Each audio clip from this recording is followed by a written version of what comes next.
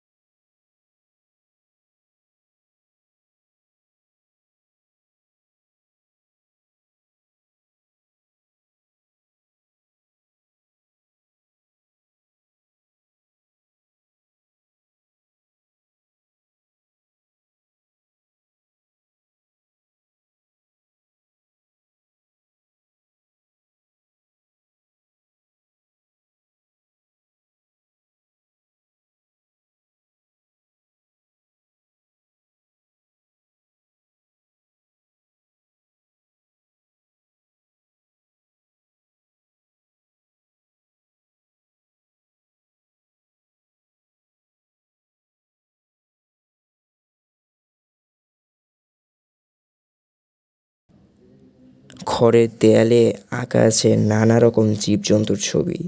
ছাদে ঝুলছে রাত ঝাড়বাতি, তবে সেটা এখন আর ব্যবহার করা হয় না। এ বাড়িতে নিতুর প্রথম রাত থেকেই সে একটা অদ্ভুত জিনিস লক্ষ্য করছিল। সেদিন রাত আনুমানিক 3টার দিকে হঠাৎ ঘুম ভেঙে গিয়েছিল তার। সে শুনতে পেল কে যেন অনেক দূর থেকে নিতু নিতু বলে নাম ধরে ডাকছে। নিতু উঠে গিয়ে দক্ষিণের জানালা খুলে দিল। সাথে সাথে দমকা বাতাস এসে কাঁপিয়ে দিল তাকে। নিতু বাইরে ঘন গাছপালার দিকে তাকালো, কিন্তু কিছুই দেখতে পেল না সে। একটু পর আবার সে কণ্ঠস্বর শুনতে পেল নিতু। এবার বেশ পরিষ্কার শোনা গেল, নিতু নিতু বলে কে যেন ডাকছে। নিতুর গা ছমছম করতে লাগলো। সে জানালা বন্ধ করে শুয়ে পড়ল। এরপর প্রতি রাতেই হঠাৎ করে ঘুম ভেঙে যেত নিতুর। তখন সে শুনতে পেত কে যেন তার নাম ধরে ডাকছে। সে ভাবলো হয়তো এখানে আশেপাশে কারোর নাম নিতু আছে, তার নাম ধরেই কেউ ডাকছে। তাই এ ব্যাপারটা নিয়ে আর বেশি কিছু ভাবলো না নিতু। এমনকি সে এটা নিয়ে তার মায়ের সাথেও আলাপ করলো না। এই জমিদার বাড়ির অনেকগুলো ঘর, এমন কিছু কিছু ঘর আছে যেগুলো দীর্ঘদিন ধরে বন্ধ, তবে তালা দেয় না, ভিড়ানো।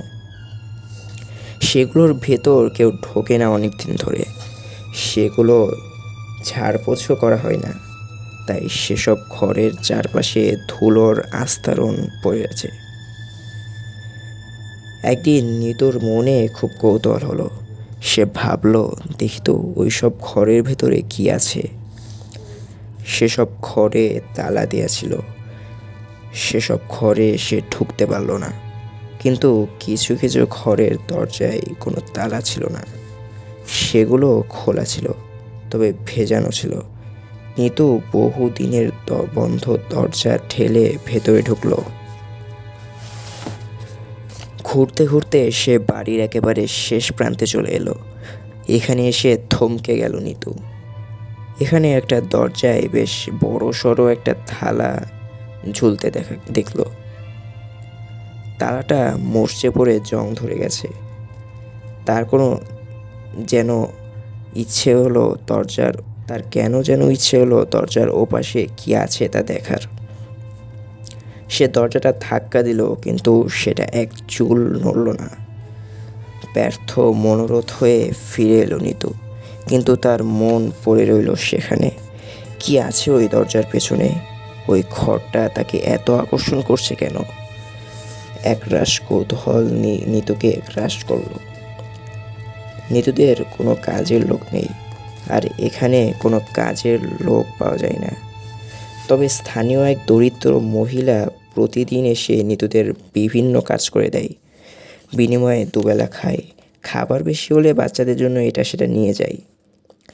কাজের ফাঁকে ফাঁকে সে জমিদার বাড়ি নিয়ে নানা গল্প করে, শুনতে ভালোই লাগে নিতুর। নিতু আজ মহিলাটিকে ওই বন্ধ দরজাটার কথা জিজ্ঞেস করলো। শুনেই আঁতকে উঠল মহিলা। তার চোখ মুখে ভয়ের ছাপ ফুটে উঠল। সে বলল, জমিদার এবং তার স্ত্রী নাকি এখনও বন্দী হয়ে আছে ওই দরজার ওপাশে। অনেক বছর আগে একদিন হঠাৎ জমিদারের শত্রুরা আক্রমণ করছিল জমিদার বাড়ি। তারা জমিদারের সব লোক মেরে বাড়িটা দখল করে নেয়। এ বাড়ির একটি ঘরে আটকে রাখে জমিদারের মেয়ে মিতুকে। তার বয়স নিতুর মতোই ছিল, আর জমিদার ও তার স্ত্রীকে আটকে রাখা হয় দরজার ওপাশের ঘরটিতে। তাদের ভাগ্যে কি ঘটেছে কেউ জানে না, তবে মানুষ বলে তারা নাকি এখনও বেঁচে আছে। দিনের পর দিন ভাগ্যে না খেতে পেয়ে একদিন মারা যায় জমিদার কন্যা মিতু। অনেক লোক নাকি এখনও রাত বিরেতে শুনতে পান জমিদারের করুণ কণ্ঠের ডাক। জমিদার নাকি চিৎকার করে তার মেয়েকে ডাকেন। চমকে ওঠে নিতু। ও, তাহলে এই ব্যাপার। সে যে ডাক শুনেছে সেটা নিতু ছিল না, সেটা ছিল মিতু। জমিদার তার কন্যাকে ডেকেছেন, কিন্তু সেটা কিভাবে সম্ভব? এত বছর পর কি আজও জমিদার দরজার ওপাশে বেঁচে আছেন? না না, তা কি করে হয়? কিন্তু সে তো পরিষ্কার একটা কণ্ঠ শুনতে পেয়েছে, যে কণ্ঠ মিতু মিতু বলে ডাকছিল। বিকেলে ছাদে উঠল নিতু। শেষ বিকেলের রোদ পড়ে দূরের নদীটা ঝিকমিক করছে। নিতু গাছপালা ঘেরা তাদের বাড়িটার পেছন দিকে তাকালো। তার মনে হলো গাছপালারা যেন ফিস ফিস করে বলছে, মিতু মিতু মিতু মিতু। হঠাৎ করে সে আবার সেই কণ্ঠস্বর শুনতে পেল, মিতু মিতু মিতু। পরিষ্কার শুনতে পেল সে। আবার শোনা যাচ্ছে। আরে অবাক কাণ্ড! অদৃশ্য সেই কণ্ঠস্বর মিতু মিতু বলে ডাকছে।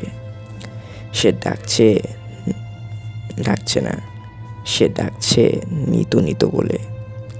নিতু এবার পরিষ্কার শুনতে পেল। হ্যাঁ, তার নাম ধরেই ডাকা হচ্ছে।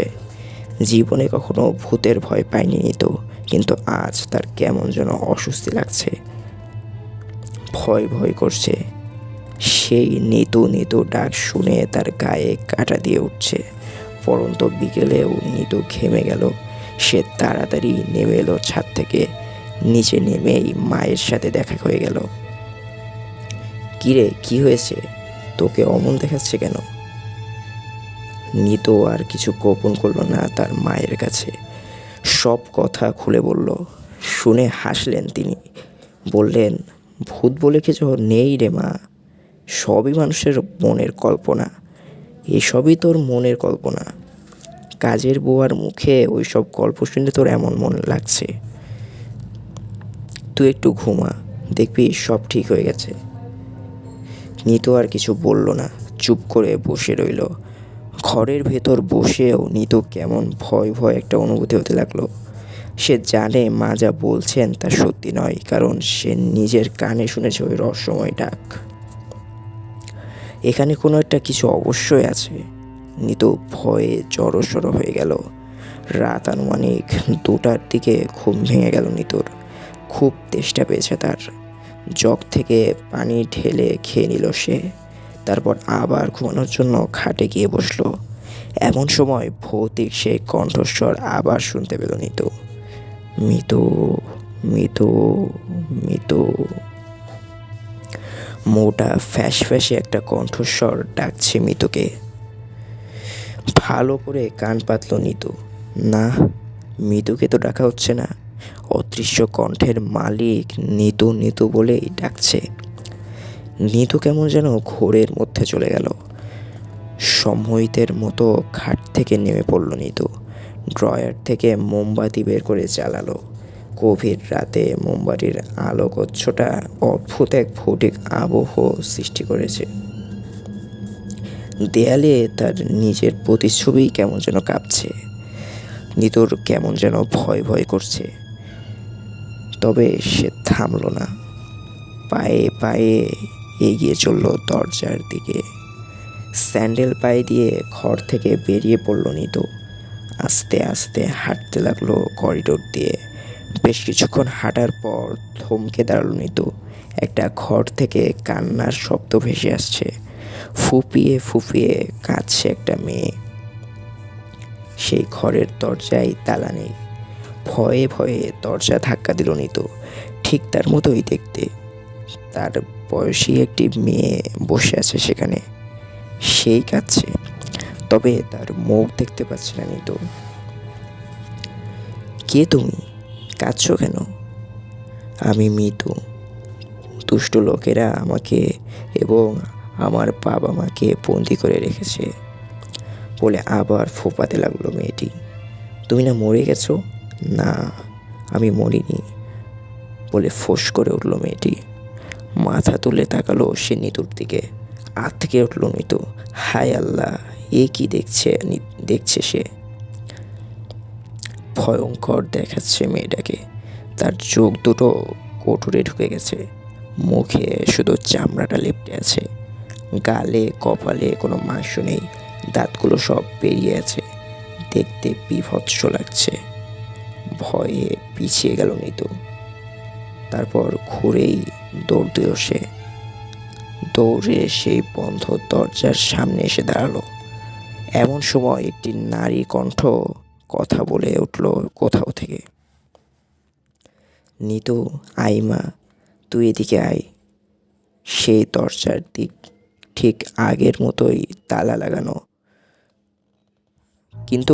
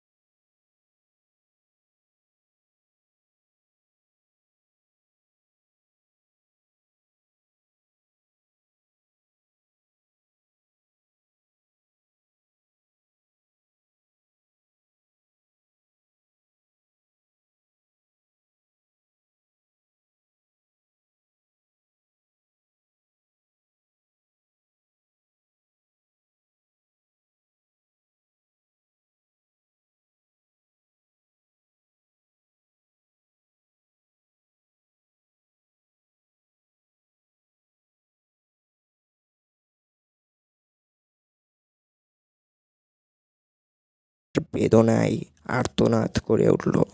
শিকল ছিঁড়ে ফেলার জন্য মোচড়াতে লাগলো তারা। ভয়ঙ্কর দেখাচ্ছে তাদের। সেই ভয়ঙ্কর দৃশ্য আর সহ্য করতে পারল না নিতু। চিৎকার করে জ্ঞান হারিয়ে ঢলে পড়ল সে। সাথে সাথে নেমে গেল তার হাতের মোমবাতি। নিকষ কালো আধারে ডুবে গেল ঘরটা। আর তীব্র কণ্ঠে চেঁচিয়ে উঠল জমিদার ও তার স্ত্রীর অতৃপ্ত আত্মা। শেষবারের মতো মেয়েটার মুখও তারা দেখতে পেল না। রাত 3টার দিকে নিতুকে প্রায় অজ্ঞান অবস্থায় সেই ঘর থেকে উদ্ধার করলেন তার বাবা মা। প্রচণ্ড জ্বরের ঘোরে তখন প্রলাপ বকছিল নিতু। পরদিন সকালে ঢাকার উদ্দেশ্যে রওনা হয়ে গেল নিতুরা। নিতুর বাবা চাকুরিটা ছেড়ে দিতে চেয়েছিলেন, তবে কর্তৃপক্ষ তাকে আবার ঢাকায় বদলি করে দিয়েছে। নিতু খুব খুশি, সে আবার ফিরে পাবে তার পুরনো বান্ধবীদের। গল্পটি ভালো লাগলে অবশ্যই লাইক, কমেন্ট, শেয়ার করবেন এবং সাবস্ক্রাইব করে পাশে থাকবেন। ধন্যবাদ।